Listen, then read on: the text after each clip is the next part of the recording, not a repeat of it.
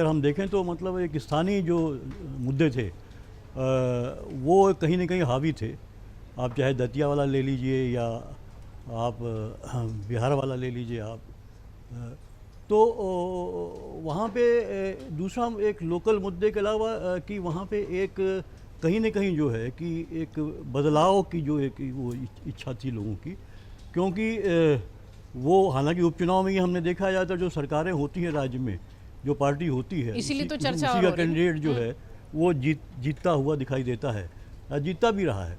लेकिन यहाँ इस बार दोनों ही उपचुनाव में जो है हमने देखा, गुजरात छोड़ दें, गुजरात में तो वही रहा जैसा कि उम्मीद थी। मध्य प्रदेश और बिहार दोनों में ये चेंज हुआ, मतलब जो सत्ता में पार्टी है उसके खिलाफ जो है जो दूसरी पार्टी है उसका कैंडिडेट जीता। हालांकि दतिया वाला तो वो था कि कांग्रेस का ही अपनी सीट थी वो, और कांग्रेस ने उसको रिटेन किया है। लेकिन नरोत्तम मिश्रा की वजह से वो काफ़ी कंट्रोवर्शियल बन गया था वो, और चुनाव भी और सीट भी। तो वो कहीं ना कहीं भीतरघात और दोनों में ही हुआ है भीतरघात। देखिए भारतीय जनता पार्टी के लिए एक सोचने की का भी विषय है कि जो उसका एक ऑरा था, जो उसका एक प्रभाव था, तो कहीं ना कहीं भारतीय जनता पार्टी में अंदरूनी जो एक कलह जो धीरे धीरे पनप रही है वो। और अब वो जो बात होती है कि भारतीय जनता पार्टी ने डिसाइड कर दिया कि हाँ भाई ये होगा तो यही होगा, वो स्थिति हमने वहाँ ये भी देखा, वहाँ पे बांकीपुर में भी जो वही स्थिति बनी। इतना कमज़ोर कैंडिडेट उन्होंने रखा, क्योंकि जो अध्यक्ष हैं भाजपा के उन्हीं के कैंडिडेट दोनों बार पहले आया, उसको हटाया गया, दूसरे को लाया गया। वो पीके के सामने काफ़ी कमज़ोर थे। और पीके ने देखिए जो विधानसभा चुनाव था उस टाइम में जो पूरा का पूरा एक दौरा किया था बिहार का पूरा, और अपनी पार्टी के लिए और अपने लिए एक वहाँ पे एक उन्होंने एक माहौल तैयार किया था। हालांकि उस सफलता उनको मिली नहीं थी उस समय, लेकिन पीके चूँकि चुनाव नहीं लड़ते, अगर वो चुनाव लड़ते शायद स्थिति दूसरी बनती। लेकिन इस बार वो खुद ही कैंडिडेट थे, और वहाँ पे स्थिति आरजेडी भी बड़ी कमज़ोर वहाँ पे दिखाई दी। उसने उस तरह से कैंपेन भी नहीं किया, और कहीं ना कहीं जो लगता है कि वो जो जितने वोट थे वो शिफ्ट हुए हैं निश्चित रूप से भारतीय जनता पार्टी की। अगर आप कहें तो ये भी वो उनमें एक ये बात चल रही है कि साहब वहाँ पे एक लॉबी थी जो सम्राट चौधरी को जो है, खासकर देखिए विजय सिन्हा जो है, विजय सिन्हा जो हैं वो चाहते थे कि उनको शायद वो उम्मीद भी थी कि उनको मुख्यमंत्री बनाया जाएगा, वो तब से वो नाराज़ चल रहे हैं। तो ये भी है कि वहाँ विजय सिन्हा की भी एक लॉबी है जो सम्राट चौधरी को पसंद नहीं करती।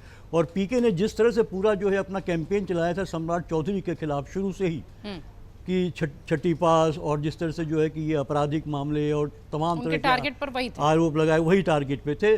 और अंत में वही हुआ। कहीं ना कहीं जनता को ये समझ में आया कि हाँ भाई और देखिए हुए भी उस तरह के, जिस तरह से आप भरत तिवारी वाला मामला था, तो ये सब तमाम लोकल इश्यूज अगर आप बात तो भरत तिवारी का मामला बहुत था। और तो ब्राह्मणों के जो traditional vote Bharatiya Janata party के पास थे वो कहीं छिटके इस मुद्दे को लेके, भरत तिवारी वाले को लेके, और उसको पीके ने काफ़ी भुनाने की कोशिश करी। और पीके ने काफ़ी काम भी वहाँ पे किया, पूरे ग्रास रूट लेवल तक जो है उसने अपने वर्कर्स को लगाया था। तो मुझे लगता है कि एक बड़ी बात ये हुई कि भारतीय जनता पार्टी की जो अपनी सीट थी पिछले लगभग 3 दशक से, वो सीट, और वो भी जो पार्टी अध्यक्ष है उनकी कॉन्स्टिट्यूंसी थी, वहाँ उनके पिताजी, फिर उसके बाद वो लगातार रहे, तो वो चले जाना विपक्ष के पास और वो भी पीके के पास चले जाना, तो ये जो है कि एक बड़ा ही महत्वपूर्ण मुझे लगता है परिणाम रहा है।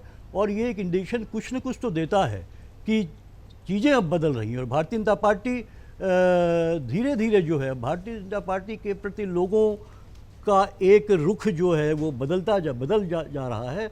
और अब उनको लग रहा है कि नहीं अब बहुत हो चुका है, अब कहीं ना कहीं बदलाव होना चाहिए। तो कोई भी पार्टी या कोई भी व्यक्ति अगर आता है सामने, अगर वो विकल्प देने की कोशिश करता है, तो मुझे लगता है कि ये उसके खिलाफ जो है लोग जाते हैं और उसके समर्थन में लोग आते हैं, यही हमने देखा। और दूसरा एक बात और महत्वपूर्ण है प्रतीक्षा जी इसमें कि जो अपर कास्ट वोट जो ट्रेडिशनली जो है, और जो है आप देखिए ये कॉन्स्टिट्यूंसी है, राजस्थान वाली कॉन्स्टिट्यूंसी है, अपर कास्ट वोट काफ़ी है यहाँ पे, तो वो ब्राह्मण वोट भी अब चूँकि पीके खुद भी पांडे हैं, उनका सरनेम जो है ब्राह्मण से आते हैं, तो वो एक ब्राह्मण वोट जो है खिसकते हुए दिखाई दे रहा है भारतीय जनता पार्टी के तरफ से। अब उनको एक विकल्प दिख रहा है, अभी तक ये था कि विकल्प नहीं दिख रहा था उनको, तो वो आरजेडी के पक्ष में नहीं थे कभी भी, चूँकि उनका जो समीकरण था MY का, तो उसकी वजह से वो, लेकिन अब उनको दिख रहा है कि नहीं हम इस तरफ जा सकते हैं, तो वो शिफ्ट हुए हैं, एक अच्छे नंबर में शिफ्ट हुए हैं। तो मुझे लगता है एक बदलाव और भारतीय जनता पार्टी का जो एक प्रभुत्व है वो कहीं ना कहीं कमज़ोर होता हुआ मुझे दिखाई दे रहा है इन उपचुनावों में, चाहे आप दतिया का ले लीजिए चाहे आप जहाँ से लीजिए। अगर आप ये वीडियो YouTube पर देख रहे हैं तो हमारे चैनल को सब्सक्राइब कर बेल आइकन दबाएं और Facebook पर देख रहे हैं तो हमारे पेज को लाइक करें।